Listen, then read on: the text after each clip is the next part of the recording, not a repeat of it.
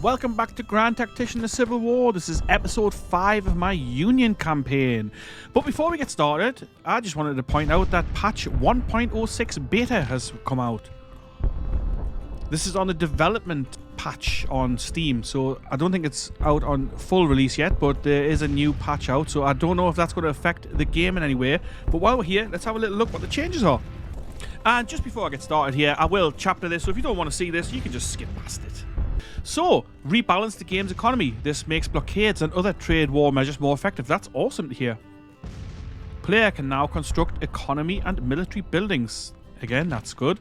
Construction options are available in the bottom panel when no army or fleet is selected. So we'll have a look at this when we're playing to see if... I'm not sure if it'll work on the saved game, but I guess we'll find out when I have a look. Added projects the player can activate. Awesome. See the campaign top panel button.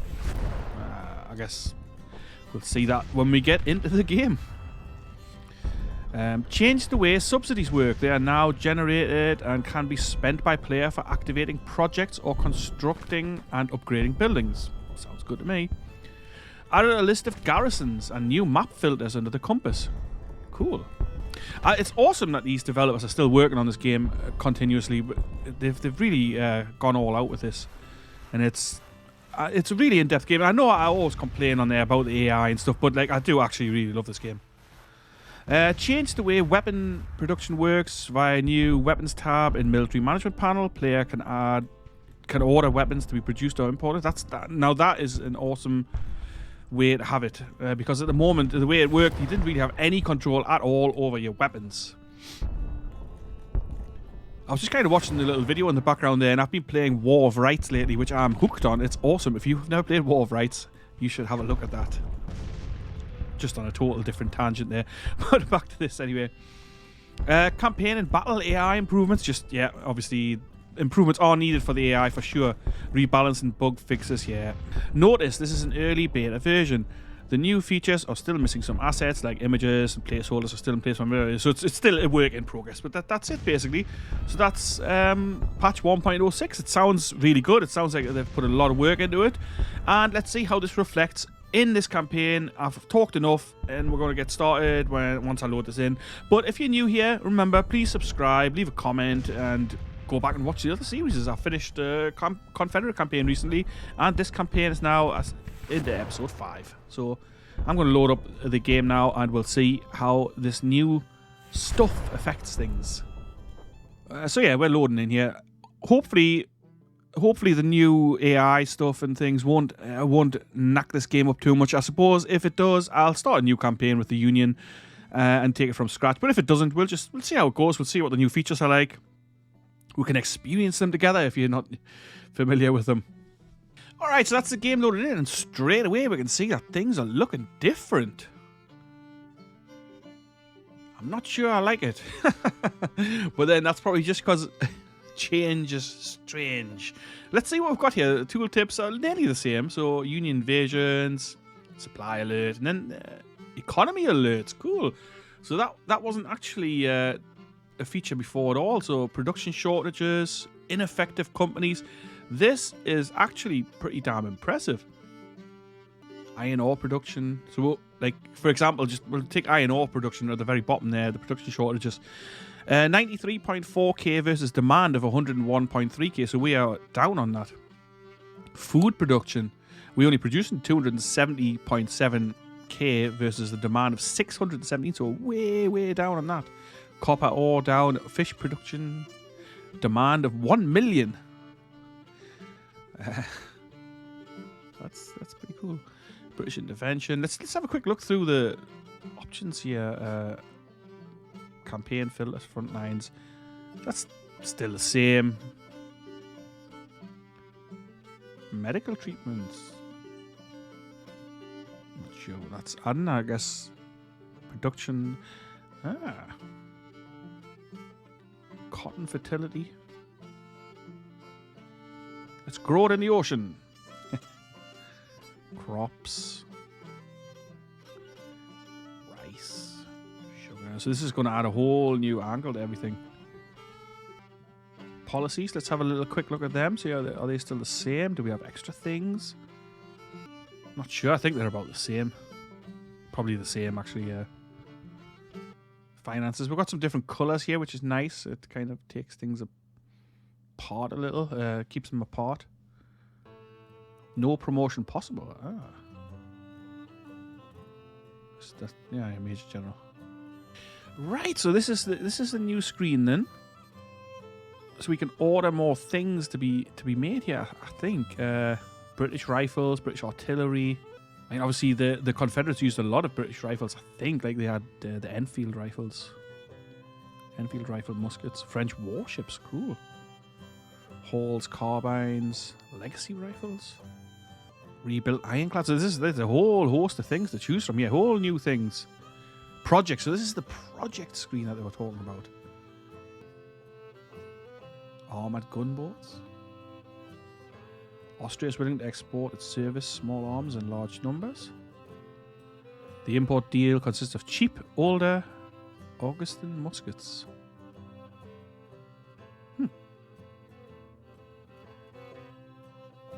As well as Austria's newer Lawrence rifles. Cool. British rifles. Deal consists of the reliable Enfield rifle musket for infantry, the very accurate Enfield musketoon for cavalry, as well as the Whitworth rifle, which offers excellent long-range accuracy and can be considered the world's first proper sniper rifle. I was chatting to one of the other YouTube guys whose videos I watched, and I didn't even know that the Whitworth rifle was a small arm. I always thought of it as just an artillery piece. But usually I am wrong, and once again I was. No appointment possible. So I guess maybe we haven't got the right policies to do this stuff yet.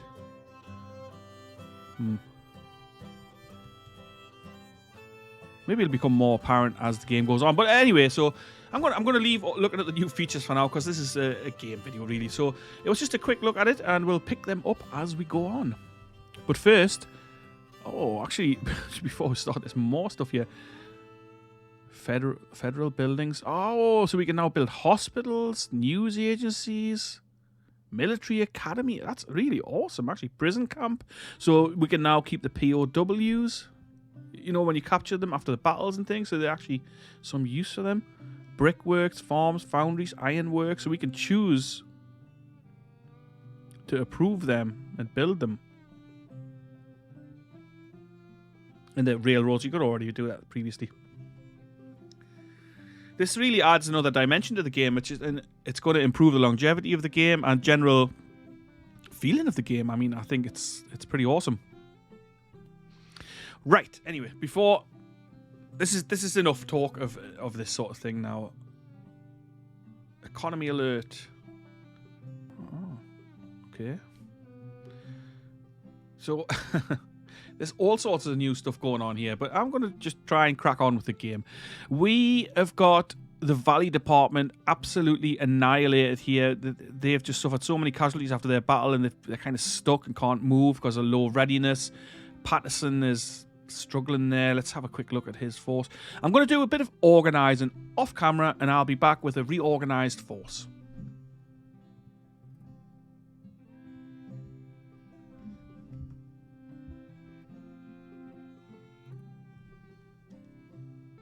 Alright then, so off camera I have done a bit of reorganising and a bit of recruiting. Let's have a look what's been going on here.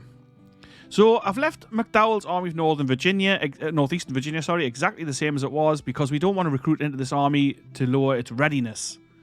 Instead, I've recruited into Banks' Reserve Corps, which is going to come up to about 24,000 men. Obviously, these guys are all queued up. Going to take 18 days, 23, 16. So, like 2 or 3 weeks for all these guys, and a little longer, maybe even, for them to get into their forces. I can't do anything with Patterson. I can't move him. I can't do nothing with him. So he's stuck there for now. Army of Occupation under McClellan. I have added a few men to that. Not many. Cavalry unit here, 29 days, going to take Steedman to get there. Abercrombie with 1,500 men, going to join them as well from Pennsylvania, and another battery of guns. That will take his force to about 10,000 men and 31 cannons. Further up here, West Virginia Department under Kelly. It's going to be recruited up to about 7,200 men. Let's have a quick look at this. I've made a division under Churchill, and that's going to have another brigade recruited into it under Richardson from Ohio. Guns from West Virginia. They are going to take a little while, 14 days. And a cavalry brigade as well under Innes Palmer. But again, they're going to take a while to get there. 50 days actually for those. So this is going to be a little while. We're going to have to hold it here for a bit. That is absolutely fine because we are building forts and we are building depots and we're taking it slow, which is the way that I play this game. I'm actually going to build a fort right here as well. So it's going to cost 12. This is new as well. So it's going to cost $12 million to construct that fort. So previously, I don't think that was factored in, but you know, now it is. And our finances will probably suffer. And we've just recruited thousands of new troops. So anyway, Army of the Ohio. It's going to be recruited from 8,000 men to 22,000, so substantial numbers going into this army. As you can see, I've reorganized this into divisions. We've got Sumner's division, Scammon's division, Stevens' division, and for some reason this is shown as an infantry division, but it is actually a cavalry division under Canby, with a brigade under Anderson and some guns under Thomas W. Sherman. The rest of these guys all still queued up, 70 days, 21 days, 28 days, so it's going to take a little while, probably a month or so, but that's okay. These guys are building a depot anyway. They're sitting here and they're going to probably push into here or possibly into Kentucky. I'm not entirely sure yet. Next up, we have got the Army of the Mississippi, which is now under Grant. Grant had been commanding a division over in Missouri, but I think he's better useful for here. He's been promoted to Major General, which obviously his stats and things are going to take a little bump, but that's okay. We'll play that by ear. Recruited a couple of new divisions. Fremont, who had been in charge of the army, is now division commander, simply because I'm quite low on this kind of rank general. Brigadier General Cox Jr., his division is foreman, it's going to be 10 to 16 days. George Thomas's division, also foreman, again, it's going to be a while, 16, 21, and 23 days. Curtis's cavalry is just hanging out by itself. And Fremont's getting an extra brigade as well. So these numbers are going to be up as well. So we're going to be about 22,700. But we're going to have a lot of work to do here with these forts, and we're going to push on Nashville. In Missouri, this is kind of the place where I've got the least going on. So, Army of the West under Lyon, let's have a quick look at them. They're going to be around 9,000 men, so still not quite where I want them. But then we have got this force up here under Pope, which is where I'm going to recruit some more troops into, and then push them forward into the Army of the West. Because really, Pope sucks. He's not good at all. I'm not a fan of John Pope. Historically, or in game for that matter. Where's he gone? Where is the Army of Missouri? Oh, there it is. Pope. He's not that bad, actually, I suppose. He's not good, but he'll do for a little recruiting force. So, yeah, we have men up here. So this is the way this is going to work with this force up here. So we're actually going to transfer some of these guys out into Lyons' force, into the Army of the West. So, let's have a look. Rufus King's brigade can go and join Prentice's division. And these guns can also go and join Prentice's division. So that means that the readiness of the Army of the West hasn't suffered. And Pope, who is safe in Missouri, or safe enough, safe in St. Louis, is safe enough here, and he can recruit the troops. And we're going to add some more troops to this. We've got lots available, so it's almost 50,000. So let's stick some men in there. Wisconsin. Cool. Blanca, he is defamed. I'd like to be able to select not to have defamed commanders in charge. I'm not sure how much difference it'll make to them actually when they're stood still here. Maybe it doesn't matter. These guys are not going to move out for now, so I'll leave Blanca for now. And another one from Wisconsin under John D. Stevenson. Don't know him really, but that's cool. And more from Wisconsin. Once again, this can be just Wisconsin troops, I guess. Plenty of them. And let's get some guns in there. And we'll leave them to that. That'll take him up to 8,500 men, who we can then transfer through to Lyons' force again. And these guys are going to be doing like the majority of the fighting, so there's not much in this. And actually, Deitzler's brigade is almost up on their contracts. Only 1 month remaining. Armed with Springfield rifle muskets, Mississippi rifles, cool. Deitzler still with mixed muskets, and we'll just keep them with that. Just a quick note here as well. Look, if you look, it actually shows you how many of these we have available rather than just random numbers. Alright, so that's the majority of the force has gone over. Let's kick things off. see how things go. We need Patterson to sort himself out. And actually, just before we press on, I'm going to just add some more recruits to these forts here. Fort Monroe. We've got to keep a hold of that. Let's recruit him some smaller units to help hold this fort. We don't want to waste good commanders on this. These are actually pretty decent. All these guys are looking not too bad. The lower rungs. Meade. George Meade? Yeah, Captain George Meade. Well, we'll be pumping him up somewhere, sure. I'm sure of it. But yeah, these guys actually look decent. Actually, all these guys look pretty good. Let's roll with this guy, Webb. He can command those dudes. And Carby White. I mean, he's looking pretty good. I'm looking more like along these sorts of lines for commanders in these forts. Jesse Reno, again, he was held pretty high command. And he's sitting down here as a captain. This guy will do for the infantry brigade. So cool. That'll take the Fort Monroe garrison to 5,600 men and add some guns to it as well. That'll be fine for now. And let's crack on again. It's going to take King and Blaisdell 5 days to reach this army. Remember, they're the guys we transferred. We have disabled ships in here again in this small Vaquero scouting squadron. I think they're still getting built. We've got a bunch of ships queued up still, so that's fine. Now, I'm not sure if we can slip past these forts. Let's try it. If it's a mistake, it's a mistake. You live by your mistakes and you learn from them. But here we are, pressing past Fort Donaldson. Yeah, we're coming under fire. But I mean, their garrisons are tiny. But then these ships are not good. Oh, yeah, they're disabled already. Which this was definitely a mistake, so we can't just pass them, that's for sure.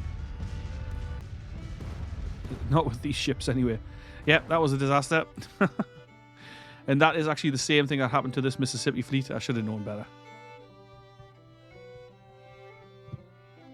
I definitely should have known better. The blockade's not mega effective. All kind of sitting around 30%, 34% here. New Orleans, 48% blocked. Well, that's something at least. Alright, time's cracking on here. This is Beauregard's Army of the Potomac pushing on Patterson again. I want him to pull back, but he's just not doing it. Okay, so I'm going to move McDowell slightly. Honestly, I don't really understand what's happening with Patterson. I don't know if he's just absolutely been wrecked in that battle, but his disabled men are just through the roof, and it's not looking too good here. Fort or Washington garrison. I already put some troops in there. Patterson just needs to pull out. I don't understand what his malfunction is. He's been sat there for days on end. Now, we have got the reserve corps sitting here, so it's not too bad that Beauregard's out here, but obviously it's not ideal. But I would really like to see... I'd really like to see Patterson move his command away from there. There's a new Confederate army spotted here. We don't know anything about it. So blockading Wilmington with that fleet. I believe we've got another fleet ready to go as well. Yeah, blockading Squadron 3. They're still waiting on 3 of their ships. Are they? Yeah, not quite ready, so a few of them are still under construction, so we'll just have to wait a moment, a little bit longer for those. Oh, and it looks like Patterson's finally shifted, and so is Beauregard. We think he's got 19,000 men. We'll hold right here. Patterson's pulled back, that's good. He's going to pull back into supply at least, and his men can rest up. I'm not sure if I'm going to keep Patterson in command of this army. I mean, his numbers are actually looking alright. So we'll leave him be for now. and see if they recover, see if they can get some men in there. We do need Banks' troops to start arriving at some point really soon. So we're still way off. Looks like the cavalry going to get there first. So the low readiness is really slowing things down for us. But that's to be expected. It's early in the war and we are still recruiting. That's the Mississippi Squadron, almost ready to go again. Of course, the forts here are very much an obstacle, as they were historically. Yeah, that's what we thought. And we've got low morale. 1 unit, 1 brigade. So we're going to have a fight here against Beauregard again. It's McDowell versus Beauregard with fairly even numbers. We've got 23,000 men, 37 guns. They've got 18,256 guns, so we've got the advantage in infantry. Although some of our men are with low morale, I guess probably because we're in enemy territory here. Well, enemy-ish territory. No reinforcements coming because, I mean, Banks is up here and his readiness is low, and I'm not sure he's even in range. And Patterson is in no state at all to fight a battle, so it's up to McDowell once again. McDowell, whose fame is now legendary, cautious, distinguished, and a good administrator. Okay, let's play the battle. See if there's any AI improvements in the fight. So this is a fairly large battle going on here. Battle of Manassas Junction, Virginia, August the 25th, 1861. And a defensive battle for us on the Bull Run battlefield, of course. We are in that area. Where are they coming in from? They're coming in from this area up here, the north of the map. So I suspect we're going to be fighting in a similar position to the last time. So are they going to cross at the Sudley Church? I guess so. We'll form up here and maybe we'll send somebody to hold that crossing. Where is... Oh, actually, so the objective's around Henry Hill, so we could maybe just hold this and let him come over. We do outnumber him after all. There's a nice little defensive line here already, so that'll be handy. We've got the high ground. Let's get our men set up. Oh, I need to upgrade the guns, that's for sure. 6-pounder still. Little pop guns. Right, like this is ridiculous. So we placed the infantry there, and now this gun can't fire past them. Now they can. No, they can't. Are you telling me that they cannot elevate those guns by a few turns of the screw and send those shells and round shots over the head of that infantry? I mean, that is just an absolute... Oh, I don't understand that. I don't get this kind of... I'll not say the nasty words, yeah. Right, okay, screw it. We'll leave the gun here and see what it does. I mean, I'm assuming nothing. Constructing some parapets for our men here.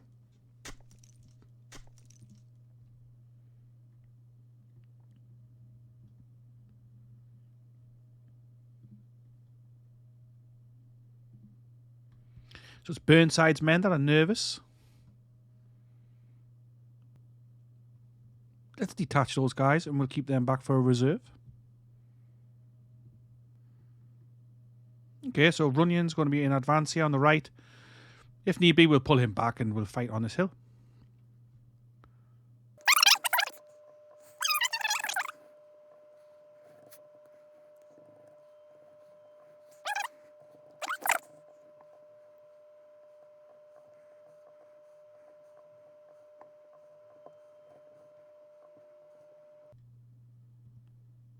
Burnside's alright, actually. He's stable now. Oh, and we spotted someone already. Yeah, they've crossed the bridge there. I thought they would.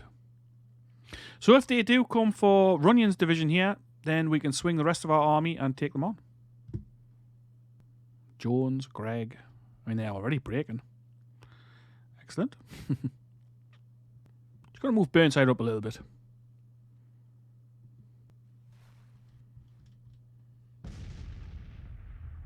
Holmes, Gregg's, I mean, yeah.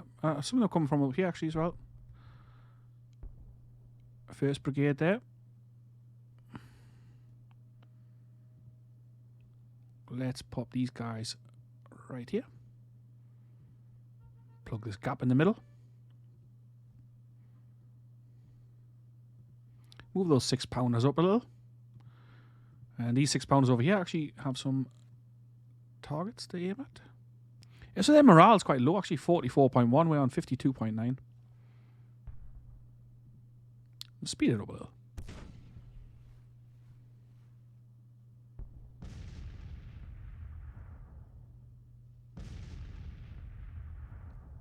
Again, we don't have to do anything here. We're just holding. Hunter's Division holding this area. Hurlbut with his rifle muskets. And also Mansfield with rifle muskets. So, come bring it. I don't think he's going to contest this right flank area at all. Let's press him.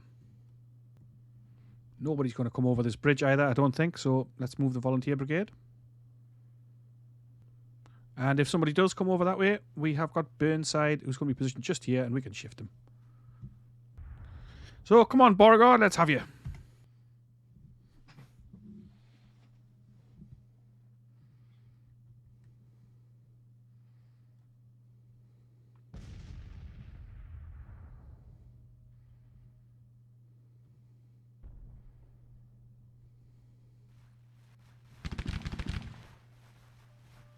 So we're getting skirmishers straight out onto their guns.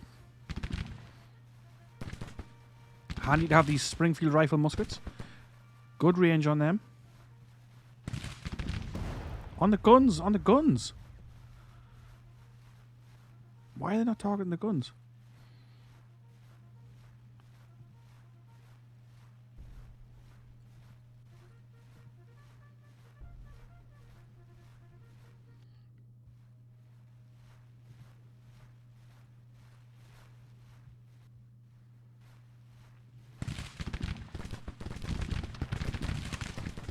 Oh, nice volley from the from Sweeney's brigade. Sent their guns packing. So we could actually send a little squad out here to pick up some of these guns and capture them. Oh, does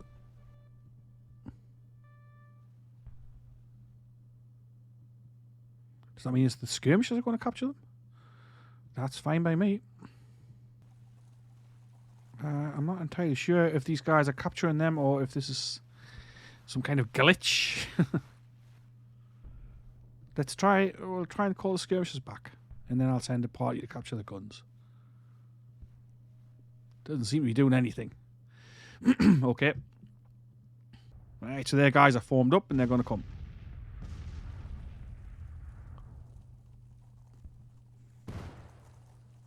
Coming forward with some skirmishers there. Our men are nicely placed here for a flank attack, actually.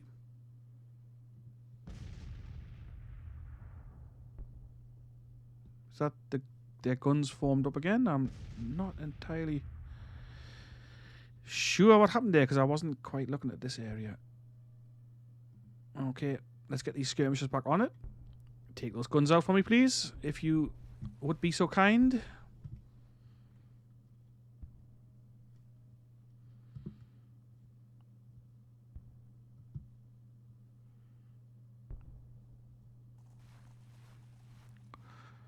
Yeah, let's hit these guys in the flank. Let's go. Let's go for it.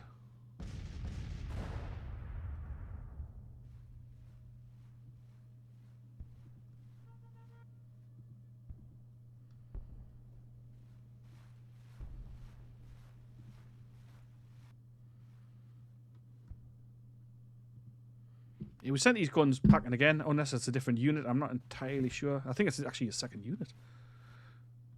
Either way, yeah, that's it. Let's just make sure nothing's happening untoward on any other area of the battlefield. No. It looks like they are massing just here. Around the stone house.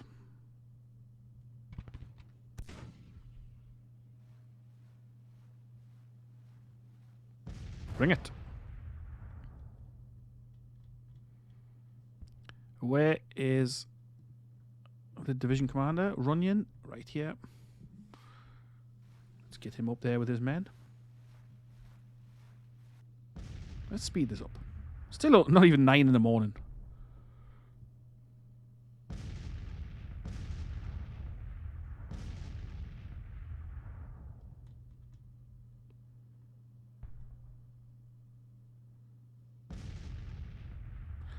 More of their men coming here.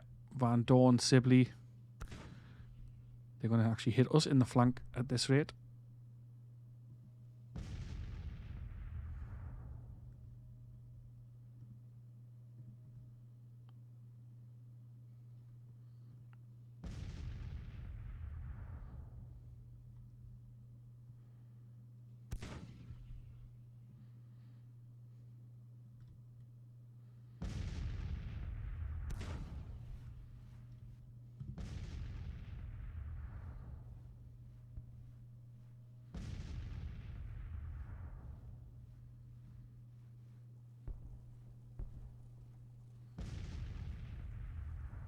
Yes, they're actually coming in force here.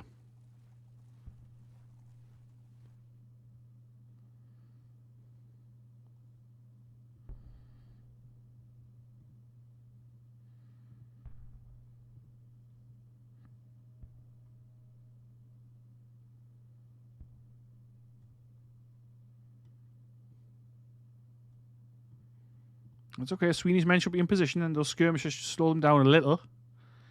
But this flank attack is not going to happen. We'll leave this militia brigade there to threaten the flank, but we're going to reposition Taylor's brigade.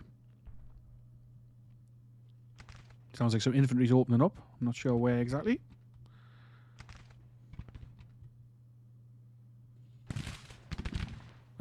It's over here. They're going to struggle to get over this. I mean, they've got to cross a little creek, up a hill. No picnic, especially against our men in parapets.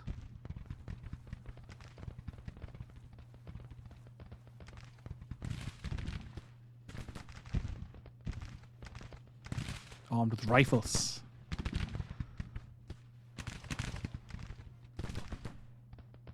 And guns to support them as well.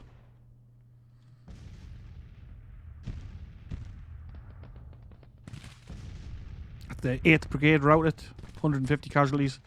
Pointless, really. Pointless for them to advance there, but I suppose he's got to do something. Here comes Sibley's brigade, pushing up into Sweeney's brigade. We're going to have support from the volunteer brigade. Not sure if they can get a shot in at them. Got Burnside arriving. He's still flashing a little. We've got the fence. They've got some sort of cover here. I'm not sure exactly what cover it is they think they've got, but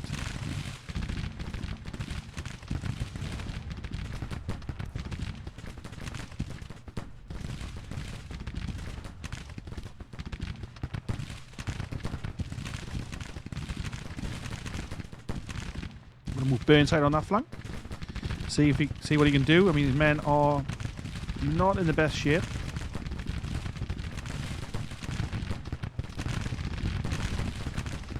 Sibley's really getting pummeled here from the volunteer brigade on the left flank, well, on his right flank, on our left, and now Burnside on his right.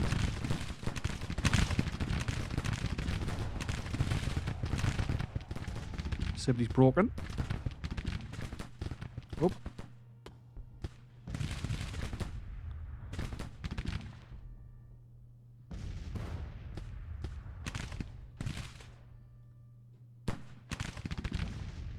I'm going to pull Burnside back.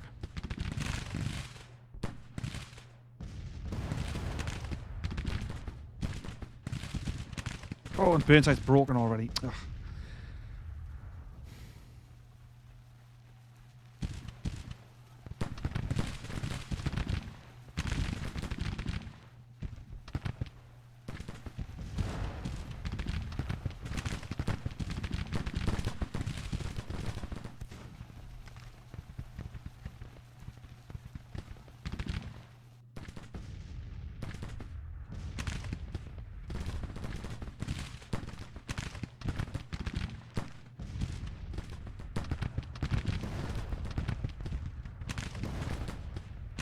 I think we're holding all right here on the left flank. The right flank, however, we've got problems. Let's move some men up. Okay, that's fine. Let's get Davies up into this action. At the double, please.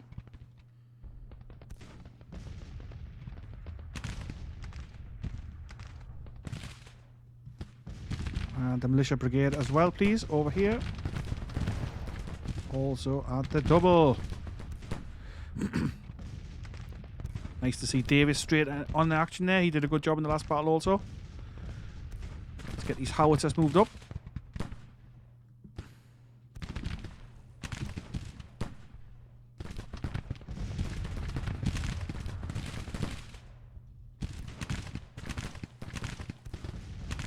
Seven, 800 casualties for Sweeney. They're going to break any moment now. And there they go. Yep. Oh. Well, I didn't think it was going to be easy, this battle.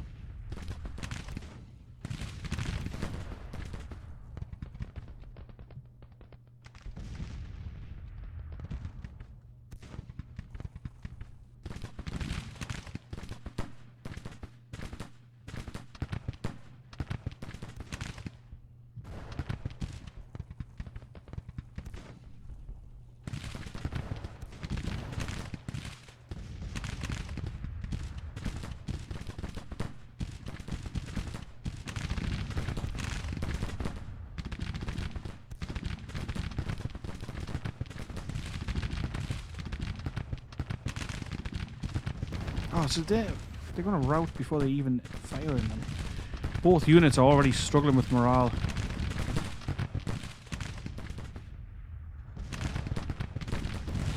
Taylor's lost 500 men. He hasn't even engaged.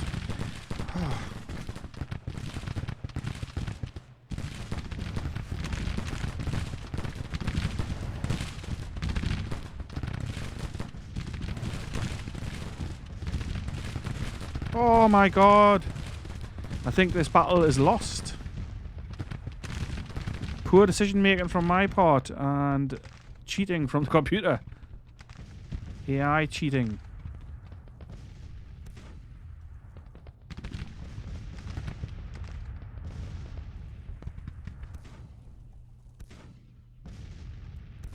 Oh, maybe it's not lost, but it's not going well.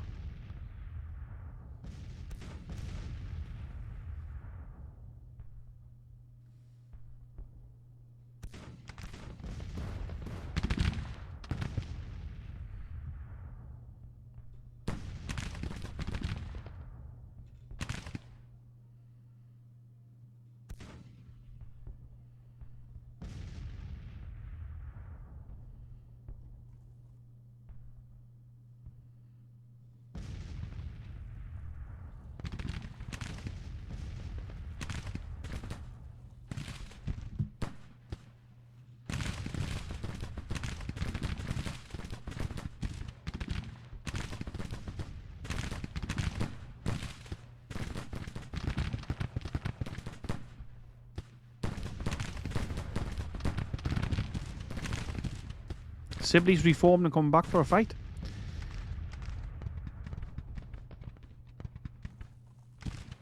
Burnside's also reformed his men and we are in the fight again. Yet he's not come close enough to engage. Mansfield's moved his brigade down. Let's see what they can do. Oh man. That's Davis broken. What a shambles of a battle.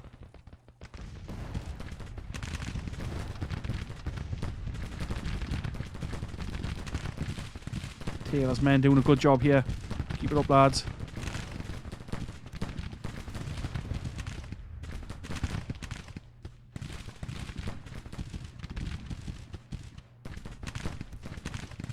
Yeah, this is an absolute shambles of a battle. And I hope that these guys don't get defamed for this, because that would not be fair at all.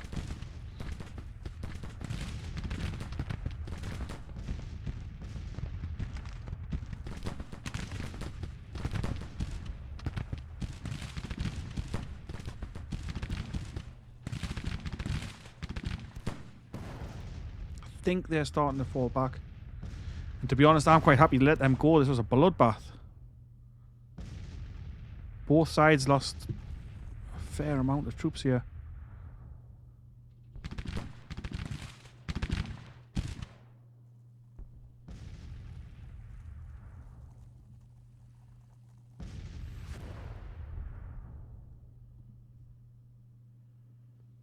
Well, let's press actually. Let's press with Keyes and Sherman. Come on. Let's do this. Mansfield as well. Come on, let's see if we can break these rebels.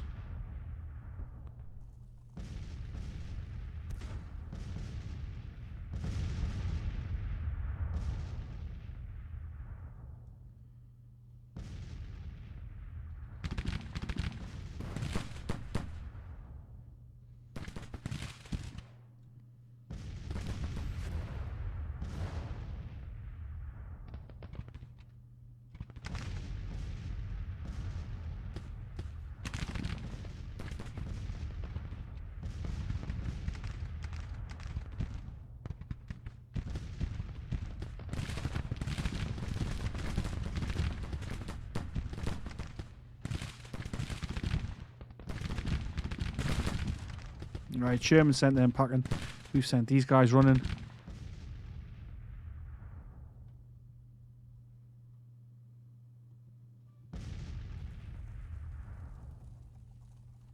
I think he's pulling out. That was Forest Battalion. Nathan Bedford Forest in charge of a cavalry artillery battery. Okay.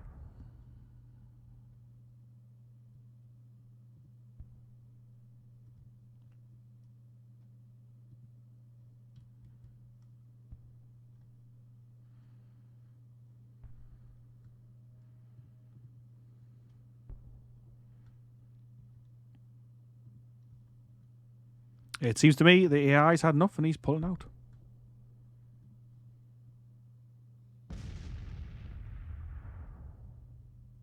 Yeah, can't say I blame him. This was a pretty poor battle. I was actually considering pulling out myself, but held it for just long enough. We've lost quite a few men on that right flank there. Pretty poor performance from myself, really. Bad positioning. Not very well carried out either, though.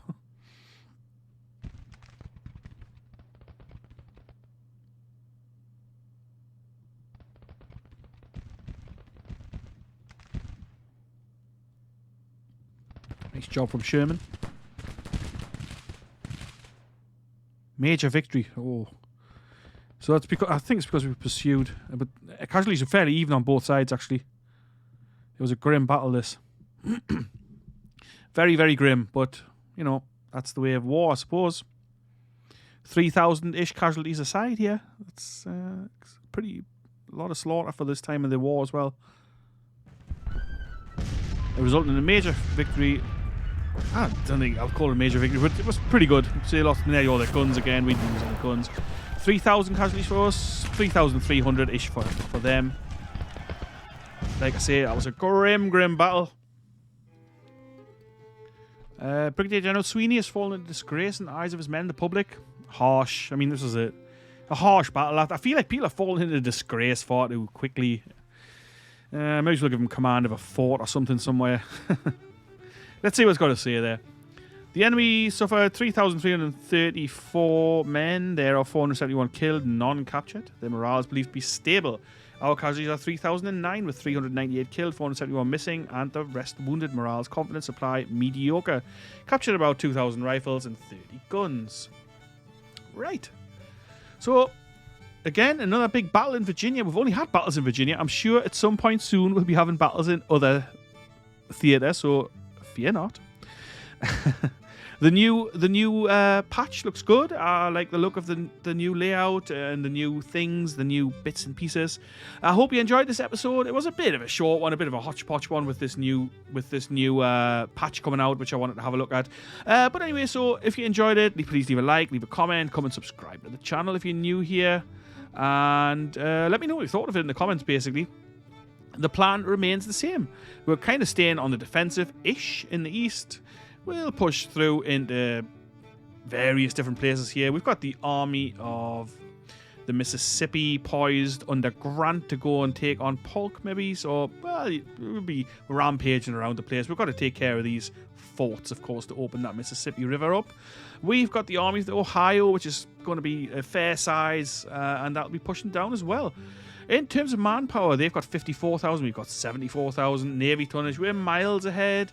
Military experience, about the same. We've won 9 battles, they've won 4. Casualties, we've suffered 11,800, they've suffered 20,700. We're evenly matched still, so it's still all to play for. Leave a like, leave a comment, and subscribe. I'll catch you in the next one. Have a great day, whatever you do, and ta-ra for now.